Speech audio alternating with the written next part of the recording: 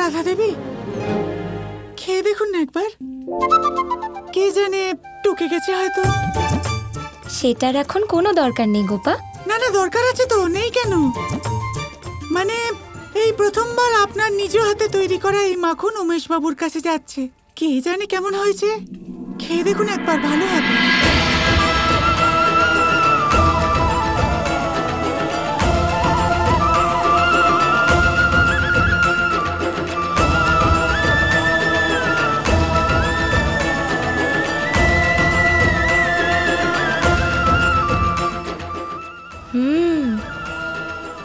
মাখন তো খুব সুস্বাদু হয়েছে। রাধা দেবী, ভেবে নিন আপনার কাজ সম্পূর্ণ হয়েছে। এখন এই মাখন একদম সঠিক স্থানে গিয়ে পৌঁছবে।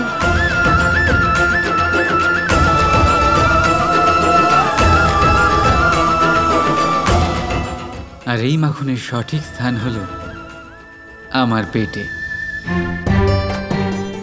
বাবা বাবা বাবা বাবা। আজ অনেক দিন পরে রাধার হাতে তৈরি করা মাখন খাবার অবসর এসেছে।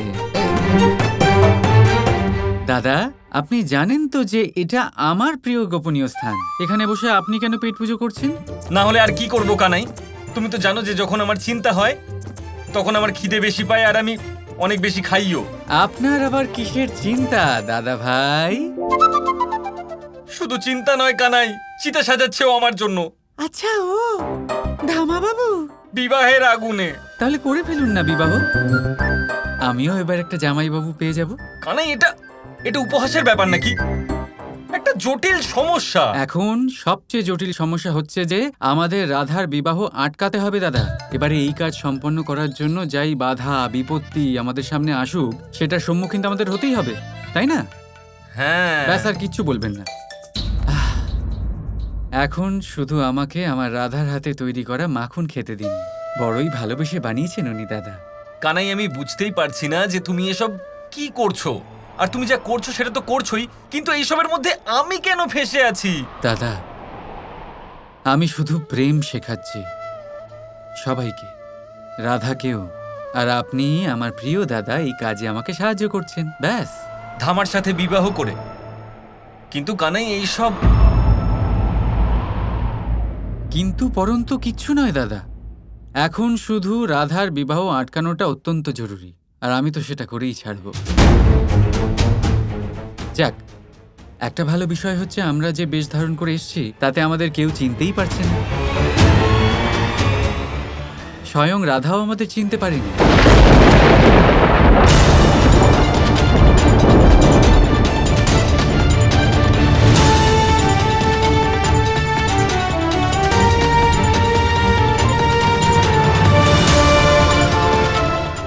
চুপ করে যাও কানাই, আমার ভয় করছে।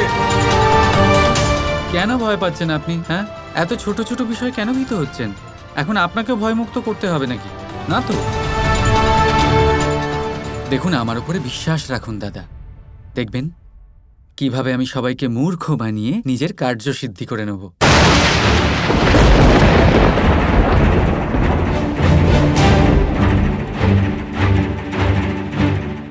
বৃষবান কাকা, বর্ষণাবাসী সবাই আমাদের খুঁজতে থাকবে, আর আমরা এখানে ওদেরই বাড়িতে বসে আমাদের খেলা খেলতে থাকবো। শুধু দেখতে থাকুন দাদা, এই বিবাহ কিভাবে ভেঙে যায়। আমি বলছি যে গোপা দেবী আর বলদেবী নিজেদের সৌন্দর্য আর চালাকি দিয়ে এই কার্য সিদ্ধি করিয়েই ছাড়বেন। আমাদের প্রথম সাফল্যের প্রতীক হলো এই মাখন, রাধার নিজে হাতে তৈরি করা এই মাখন। ব্যাস, এখন আর কিছু বলবেন না, আমি আর অপেক্ষা করতে পারছি না। রাধা,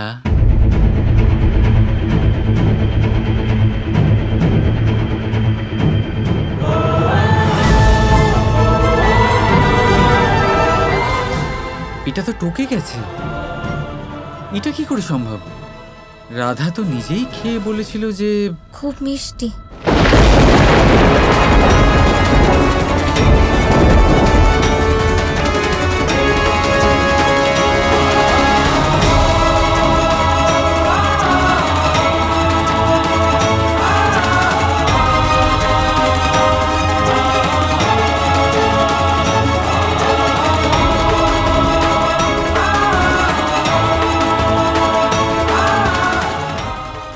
জানতাম যে এই মাখন তুমিই খাবে।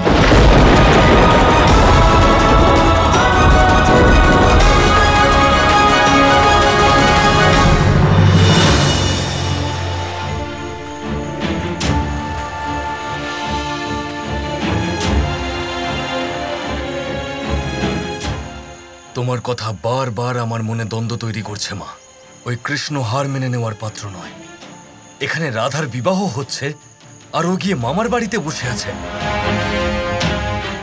এরকম হতে পারে না। আর এই দুজন মেয়ে, এদের দুজনের হঠাৎ করে এখানে আসা আর এতজন লুণ্ঠনকারীর সাথে লড়াই করে রাধা আর ওর সখীদের বাঁচিয়ে নেওয়া, কিছু তো আছে যেটা অত্যন্ত অস্বাভাবিক।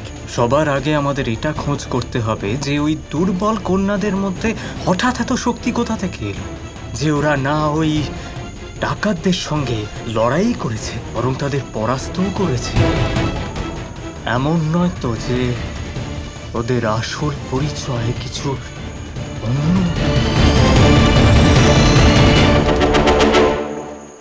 তোমার কি সত্যি মনে হয়েছিল যে আমি তোমাকে চিনতে পারবো না কৃষ্ণ? চিনতেই তো পারছো না তুমি রাধা। যতক্ষণ তুমি মোহ আর ক্রোধের কথা বলছিলে ততক্ষণ অবধি আমার মন তোমার দিকে যায়নি, কিন্তু যখন তুমি আর দাদা মিলে আমাদেরকে বাঁচালে তখন থেকেই আমার সন্দেহ হয়েছিল যে তুমি কৃষ্ণ নও তো। আর সন্দেহটাকে বিশ্বাসে পরিণত করার জন্য আমি তোমার সাথে বন্ধুত্বের নাটক করলাম। আর তারপরেই মাখন তোমাকে দিয়ে পাঠালাম, কারণ আমি জানতাম যে কৃষ্ণ কখনো এই মাখন উমেশকে দেবেই না, কারণ এই মাখনটাই হলো তোমার দুর্বলতা। আরো একবার বন্ধু বলে আমার সাথে তুমি ছলনা করলে রাধা। ছলনা? ছলনা তুমি করেছো। যখন তোমার জন্য বর্ষণার দ্বার বন্ধ হয়ে গেল তখন তুমি ছলচাতুরি করলে কৃষ্ণ।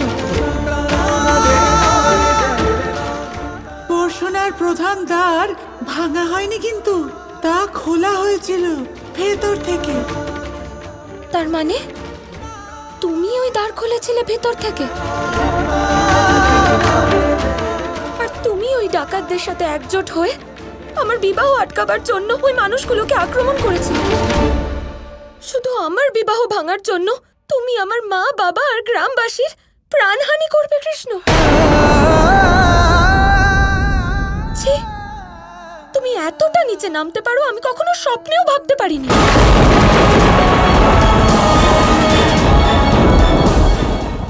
এসব কি বলছো রাধা?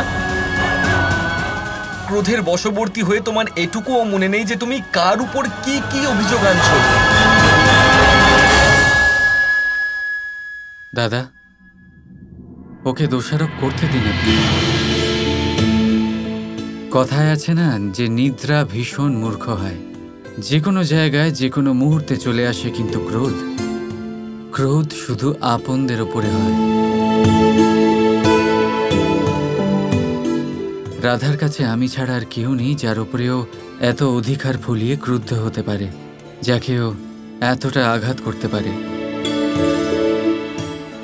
আজ ওকে আমার উপরে ক্রুদ্ধ হতে দিন দাদা, বলতে দিন ওকে। ঠিক আছে, যদি আমার বলা কোনো কথা মিথ্যে হয় তাহলে বলো কৃষ্ণ, নিজের সত্যিটা বলো। সত্য সত্য বড়ই মহান রাধা, আর সেই সত্য দেখার আর বোঝার জন্য বিশ্বাসের দৃষ্টি আর শ্রদ্ধার জ্ঞান হওয়াটা অত্যন্ত আবশ্যক। ক্রোধ প্রথমেই বিশ্বাস আর শ্রদ্ধাকে ভস্ম করে দেয়। নিজের এই ক্রোধকে ত্যাগ করো, সত্য নিজ পায়ে হেঁটে তোমার কাছে আসবে। Krishna Krishna Krishna Krishna